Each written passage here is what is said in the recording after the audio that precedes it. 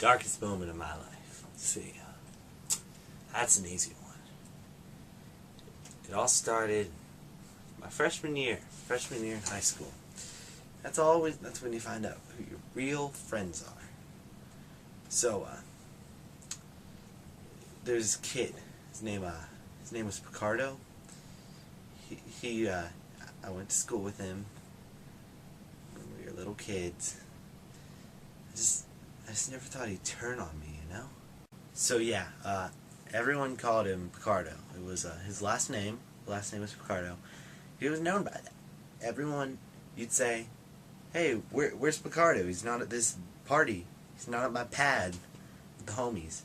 And you'd be like, "Picardo? Oh no, he's with his boo Janine.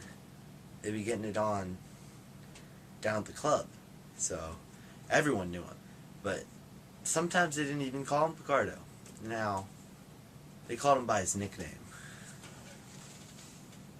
The Ultimate Kidder. The Ultimate Kidder. He got this name because he told so many jokes. He would always say something like, "I'm gonna stab you." "No, I'm just kidding." Sounded just like that. Everyone got a kick out of it. Everyone loved him. He was just great. Everyone laughed at all his jokes. He was just the funniest guy. He's the funniest guy.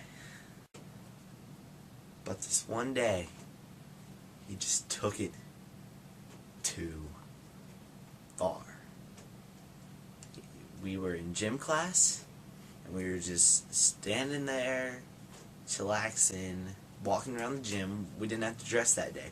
I remember it was a Wednesday, and it was a girls' basketball game, and we had the bleachers down, so we couldn't have the court. So because the bleachers were down, we couldn't walk around. All we had to do was walk around. You know, you could just do some hoops if you wanted, but it was a no dress day. And he walked up to me, and I was like, "Picardo, what's up, man?" He was like, "Not much, man. No, I'm just kidding. A lot's going on." And I was like, "Picardo, you're the ultimate kidder." Boy, he was the ultimate kidder. But anyway, he said, "Hey, guess what?" I was like, "What?" And he went, "I'm a spooky." And I was like, "Dude, straight pimp." And he was like, "Really? I spook everyone."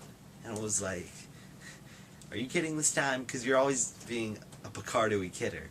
And he said, "No, I promise you, I'm not kidding." He said, "I'm not kidding." He said just like this. He said, "I'm not kidding you. I'm not kidding. I'm only being a serious boy."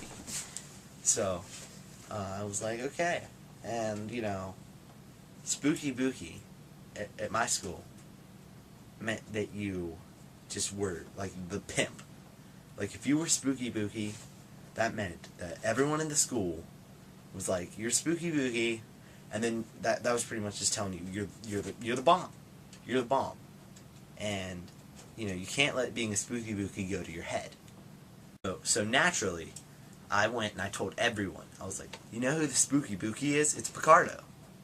I was like, "It's Picardo." And they were like, "I thought he was just the kidder. I thought he was just the jokester. I thought he was just the joking jester, kidorama, boogaloo boy." And I said, "No, he's definitely the spooky booky. Bo-show." And everyone just told everyone. Everybody told everybody. It was even on the school news. It said, "Just in, the spooky booky, the high school has been chosen. And for the first time, it's a freshman." And, you know, this is hard news. Everyone paid attention. And then it said, "It's Picardo." And it just showed a picture of him. All valiant. And amazing. And it was just great. In fact, you know, some people called him Picardo the Valiant. Sir Picardo the Valiant, even. In fact, some people wrote, there was a trilogy out called Picardo the Valiant Trilogy. It's great. But, so, word got out, school newspaper articles were written, everything went down. we went to school the next day after we pronounced Spooky Bookie.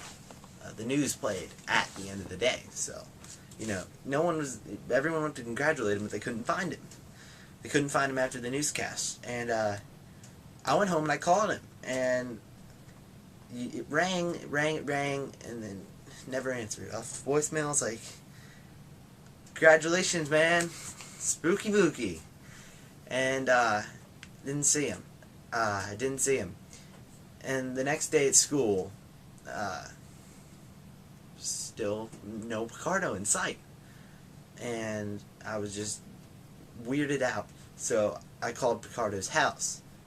I hadn't called there in a while, and his mom answered, and she said, "This is Mrs. Jenkins," and I said, "No, I'm looking for Miss Picardo." She was like, "This is Miss Picardo. I'm just kidding," and I was like, "So that's where he gets it from." It was just great to know it was hereditary, but it was just. I was like, "Where's your son? He wasn't at school today." And they said, "What are you talking about? I thought he was at your house. He didn't come home from school yesterday." And I was weirded out by that point. At that point, I knew something was wrong. When I was walking home from school that day, I decided, I was walking by myself because Picardo wasn't there.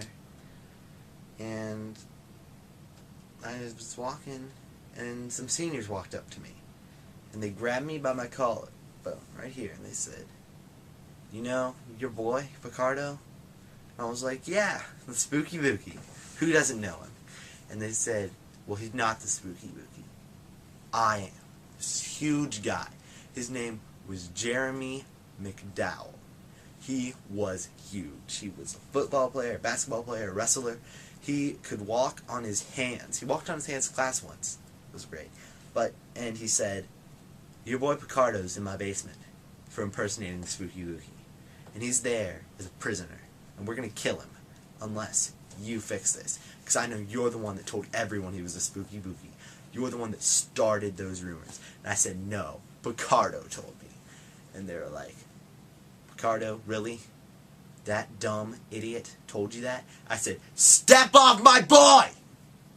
Step off my boy." And punched me once. Right here. This is a false tooth. Knocked my front tooth out. Knocked it clean out. It was horrible. And then I just called the cops. And they went to this kid's house. And of course, they shoved Picardo in the freezer. So when they searched, they didn't find it. And so I had to break in through a window. Go down in the basement. I found Picardo. He had bruises all over him. He got beat up, and he had duct tape on his mouth. And when I ripped it off, he went, "Ow!" And I was like, "What happened?" And he was like, "You ripped my lips off." And I was like, "Really?" He's like, "No, I'm just kidding." And I was like, "Oh, God, thank you." And then he said, "You did this to me." I said, "What?" They said, "They thought I was the Spooky Bookie. You told everyone." And I said, "You're the one that told me." And he said, "No, I was just kidding. I'm a kidding jokester." And I was like, "What? You told me you weren't." And I said, "No, I'm just kidding," under my breath. And I totally didn't remember it. And then that year, from there on, I got beat up every day for starting the rumor. Because Picardo went out and told everyone that he was just kidding, and that I didn't pick up the kidding. I didn't pick up the kidding. I mean, I rescued him from McDowell's basement. And then he goes and tells everyone that I started those rumors. I had no friends that year. I got beat up. I lost 3 other teeth.